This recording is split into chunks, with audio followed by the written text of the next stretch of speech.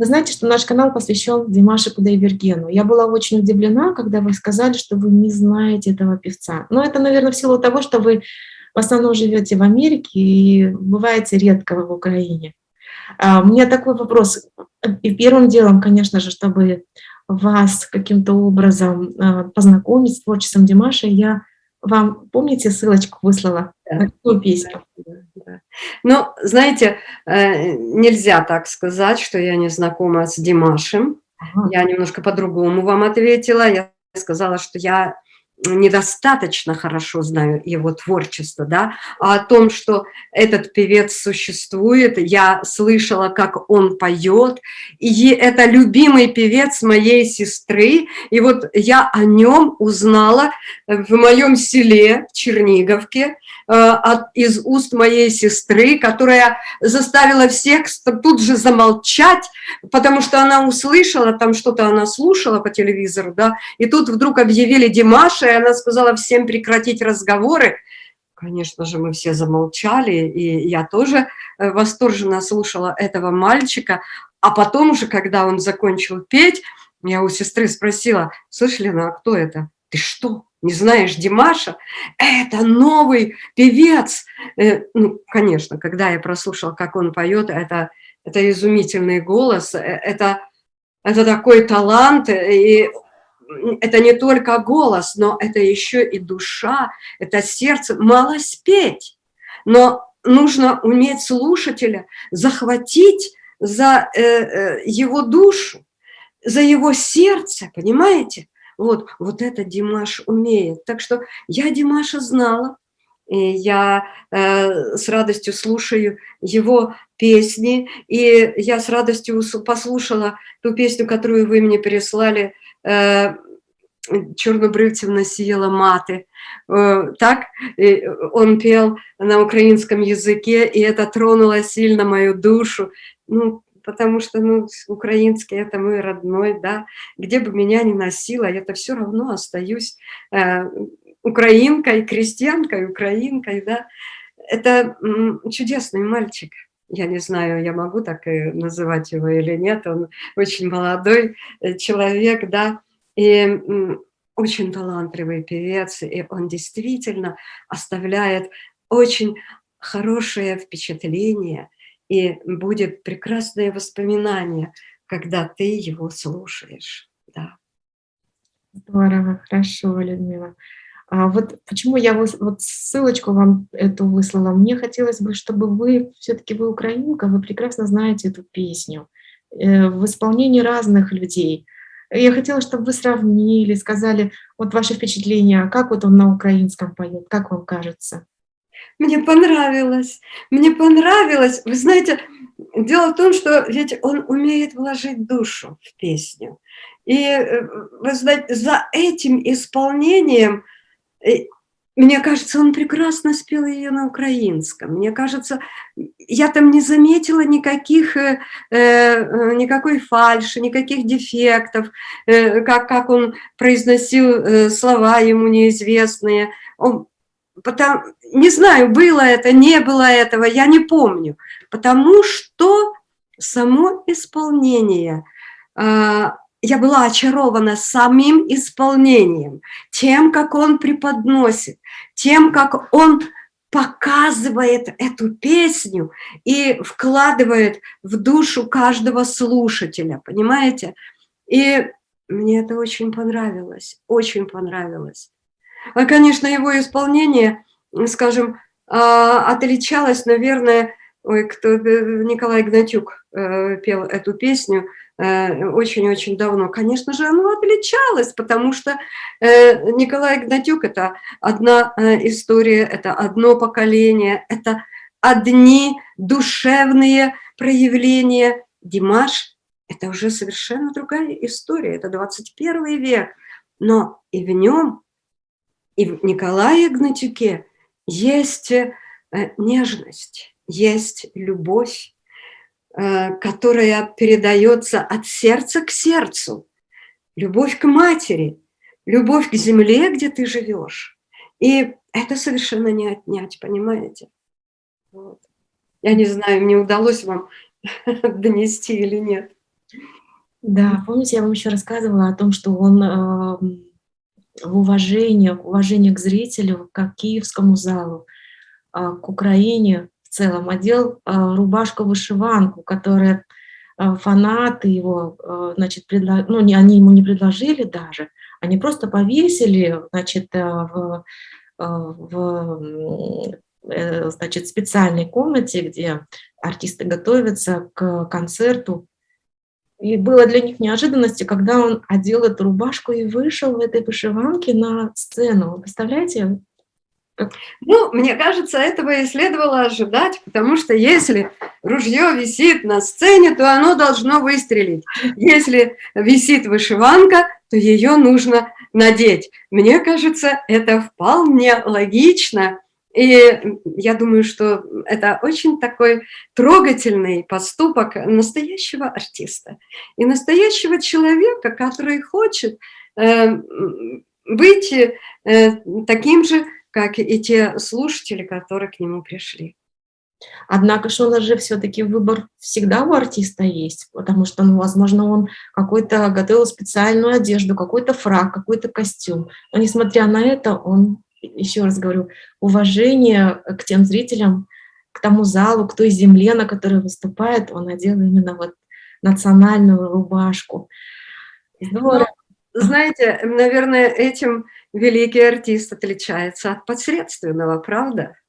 Что он может наплевать на какие-то принципы, на какие-то правила, на какие-то вот каноны, вот, и вот взять и вместо фрака надеть вышиванку для того, чтобы показать, что люди, я вместе с вами, я такой же, как вы. Это круто. Но это, наверное, не только принципы артиста, это принципы личности, которые уважают. Да, да, вот я же говорю, великий артист. А ведь это и великая личность, и это неординарная личность, понимаете? М. Потому что, ну, мне кажется, посредственные артисты, они же и посредственные личности. Вот, а великий, без вклада в себя, великий артист не может стать великим, понимаете? Это одно без другого никак.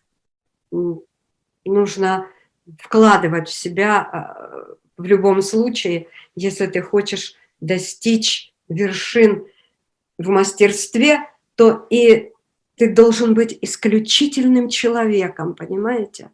Мне так кажется.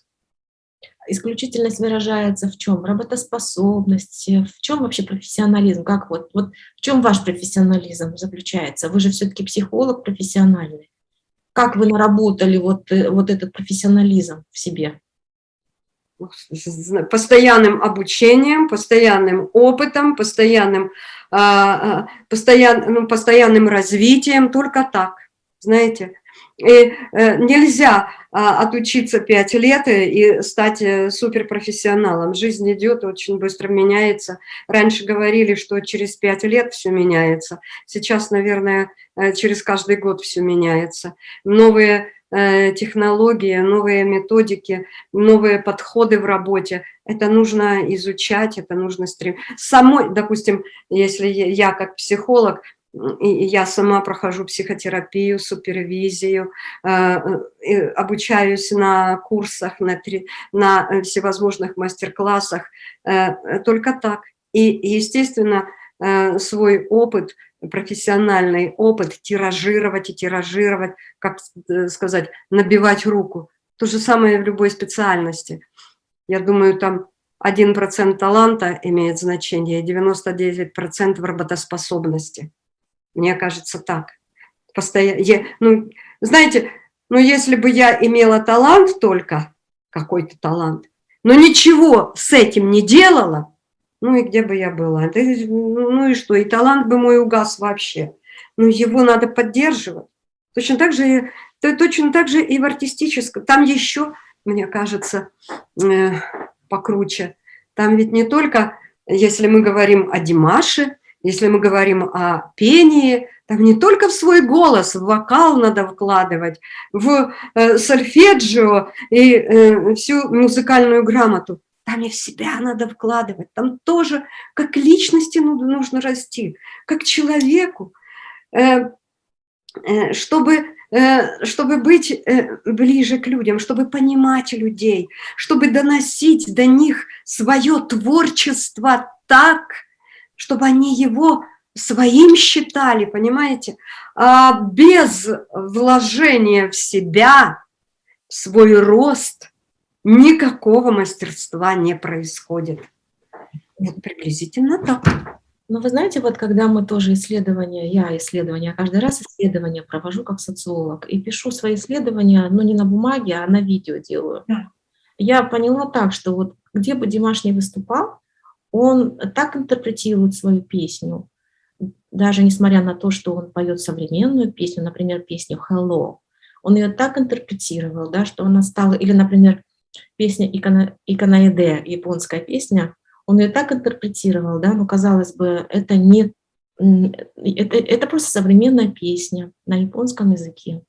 Так он в нее вложил некоторые элементы, знаете, традиционности, вот эти вот какие-то нюансы. Вот он как-то так вот он умеет это все вложить. Вот даже песня хорошо о маме, да, на украинском языке. Он же ее не просто так спел. Он взял и вложил какие-то вот ну вот я не знаю, вот есть же украинские какие-то вот мелизмы, да, ну вот что-то есть, вот он умеет как-то вот так прям конкретно подойти к душе, да, человеческой. Вот он очень хороший психолог. Кстати, он точно такой же, как и вы, можно сказать. Он не профессиональный психолог, но он повелитель душ, он хорошо это знает, он владеет очень прекрасно этим. Ну, так я же вам сказала, что артисту еще сложнее, потому что, вы посмотрите, вы вот сейчас говорили о том, как он японские песни поет, как украинские песни поет. Конечно же, надо найти дорожку к каждому из нас. Конечно же, нужно иметь понимание и мелодии тех стран, где он поет. И с этим нужно научиться разбираться, научиться работать. Так что он большой, большой молодец. И он действительно много работает над собой. Это вот то, о чем я говорила. Он не только певец, я говорю, он не только, может быть, уже и продюсер, он не только композитор, у него есть некоторые песни, которые он сам сочинил, но я и говорю, он очень хороший тонкий психолог. В нем вот заложено вот все это. Я не знаю, мы еще долго будем разгадывать тайну. Кто же Димаш как личность, и какие песни он доносит до нас. Но мне кажется, что потихонечку я как бы раскутываю, раскрываю этот клубок, значит, ну, я не знаю, как это мне получается, нет. Вот, Людмила, я Ой, у вас очень даже хорошо получается. Слушайте, а Димаш знает о том, что вы его разматываете? Я думаю, знает, потому что я каждый раз говорю из видео в видео. Мгм. Мы изучаем секрет. В чем же феномен Димаша? В чем он? И каждый раз я об этом говорю. Я думаю, что он смотрит мои видео. И я думаю, что он чувствует, что я приближаюсь все больше и ближе приближаюсь к... Ну, это не секрет, это не тайна, конечно же. Но о том, что у меня подписано 45 тысяч человек, Так. тоже говорит о том, что со мной на, так скажем, в моем едином порыве 45 тысяч подписчиков. Они точно так же, как я, в этом же направлении двигаются и мыслят точно так же, как я. Жанара, а можно теперь от меня вопрос? А скажите, пожалуйста, а почему вы выбрали именно этот образ Димаша? Он вас тоже чем-то зацепил? Но вы знаете, поначалу я, наверное, чисто с точки зрения патриотизма Мгм. занялась Димашем, потому что я 3,5 года живу в Америке. Мгм. И как бы, если вы посмотрите мой канал на самом начале, я говорила обо всем, о миграции, о визах. Потом раз, что-то вот на Димаше решила, дай-ка я сделаю одно видео о Димаше. Я сравнила, я стала делать видео о Эрике Курмангалиеве и смотрю, значит, ко мне стали подписываться. И я думаю, значит, это интересная тема. И потом как-то видео за видео, шаг за шагом, у меня вот я уже занимаюсь этим 2,5 года. Мгм. Вот, и мы занимаемся вот этим. То есть мы постоянно говорим о Димаше не только с точки зрения певца, артиста. Я уже рассказала о его семье, я рассказала о наших казахских традициях, я рассказала, кто такая женщина, что женщина представляет собой, да, в нашем обществе, там, уважение и так далее, и тому подобное. Но это все было. Это было даже не одно видео, а несколько видео. Я говорила о бабушке, я говорила о дедушке, я говорила об обществе в целом. Вот. В общем, о чем я только не говорила как социолог. Вот. Поэтому я думаю, что и потом я сама чувствовала, что поначалу Димаш мне очень нравился. Мне нравились его песни, я слушала их с удовольствием. Потом я стала, прям, знаете, вот каждую песню. Почему? Потому что ко мне приходить стали комментарии. Мгм. А вы послушайте его китайскую, послушайте концерт, когда он давал в Китае. Внимательно послушайте.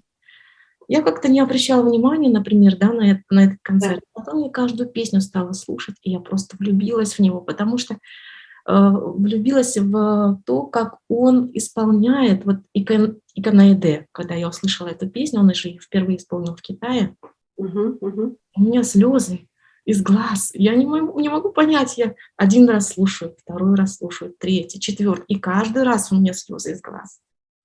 И я стала понимать, я стала думать, а почему у меня слезы из глаз? Что он такое сделал со мной? И что он делает с людьми, что вот он нажимает на какую-то точку. Мгм. Я стала понимать, что он просто находит какие-то вот ниточки, связанные с народным пением, с традиционными какими-то, вот то, что нас связывает с нашим прошлым, с нашим детством. Мгм. Наши мамы, когда пели, или когда мы слушали песни, да, наши народные песни. И вот он Да. он вкрапывает в современные песни вот эти народные песни. И получается вот такие изумительные композиции. И поэтому я тоже стала фанатом. У меня даже мои дети взрослые, как и ваши дети, они говорят: опять ты в слезах. Я говорю: ну ты попробуй, не заплачь, ты попробуй. Когда я готовлюсь к каждой передаче, я вечно выхожу в слезах, потому что я сижу в этой комнате своей, работаю. Они говорят: ну, мама, ну что ты так расстраиваешься? Я говорю: ну а как не расстраиваться? Послушайте песни. Конечно, у Димаша не все трагичные песни, не все, Мгм. не то, что не трагичные, не все грустные песни. У него очень... Наверное, это не то, что расстраиваетесь. Возможно, вы просто чувствительность так проявляете. Возможно, они вас трогают, эти песни, да? Да, И скорее всего, правильно вы говорите, да, вот вы... да, и, наверное, вот то, что вы делаете, вам очень нравится, правда? Да, мне очень нравится. И я уже думала, даже иногда я подумала, в принципе, мне этот канал не дает никакие финансовые возможности. Ну, то есть это небольшие деньги. Я уже думала: ой, наверное, не буду заниматься этим. Но с другой стороны, я думаю, ну как я оставлю моих подписчиков, и как вообще я оставлю эту тему, и вообще как я оставлю Димаша вот так вот. И тем более после того, как было несколько комментариев со стороны моих подписчиков: пожалуйста, не оставляйте нас, не оставляйте Димаша. Они как будто чувствуют это. Вообще подписчики, знаете, люди, вот они все время чувствуют мое внутреннее состояние. Вот я о чем бы подумала, они сразу же как бы пишут в Мгм, комментариях мгм, мне, мгм. Да. предвещая мой шаг. И поэтому, ну вот я думаю, как это я? Я это дело, конечно, не оставлю. Я буду работать и развивать свой канал, независимо от того, что, в принципе, он не приносит мне обычных... Ну, вы же знаете, как в Америке тяжело заработать деньги, а тем более здесь уровень жизни высокий. И те деньги, которые мы зарабатываем у себя в Мгм, нашем постсоветском пространстве, они несоизмеримы с теми зарплатами, и, которые в Америке есть. м. Поэтому, конечно же, я буду еще какие-то направления развивать, что-то думать. Но этот канал, конечно же, я не оставлю, я буду дальше заниматься им. Знаете, что я хочу сказать? Я не знаю, заметили вы или нет, но я заметила точно. Вот когда вы начали говорить о своем канале, о том, как вы, о Димаше, у вас совершенно другие глаза, у вас глаза загорелись. Вы совершенно другая стала. И чувствуется, что это вам дает силу, энергию, это вам дает наслаждение, удовольствие приносит. И вот это тоже одно из качеств профессионализма. Нужно, чтобы оно нравилось. Если вам это нравится, то вы все вынесете. И бессонные ночи, и треволнения, и, может быть, какие-то расстройства, и какую-то неудовлетворенность. Вот когда оно нравится. И я вижу, что вам это нравится, и тем более приятно с вами об этом беседовать. Спасибо вам огромное за вот эти ваши глаза. Спасибо большое. Да, на самом деле, я, наверное, знаете, когда к вам написала первый раз, я подумала, что, в принципе, я нашла человека, который вот, это будет не сколько вопросы, а это будет какой-то диалог. Вот по-настоящему он сегодня сложился с вами и со мной, то есть с нами обоими. И я благодарю вас за то, что вы приняли участие в нашей программе. Я думаю, что мы еще не раз будем с вами встречаться. Я думаю, что вы после того, как я рассказала о Димаше так много, наверное, вы тоже заинтересуетесь, я думаю. Я думаю, вы такой человек, который... Ну что вы, я ж слушаю его песни время от времени. Не целыми днями, но я включаю, я слушаю. Я знаю, что у меня с вами будет беседа. А значит, я хочу как-то быть ближе к вам, проникнуться. Так что у меня еще есть много не услышанного, и я над этим работаю. Хорошо.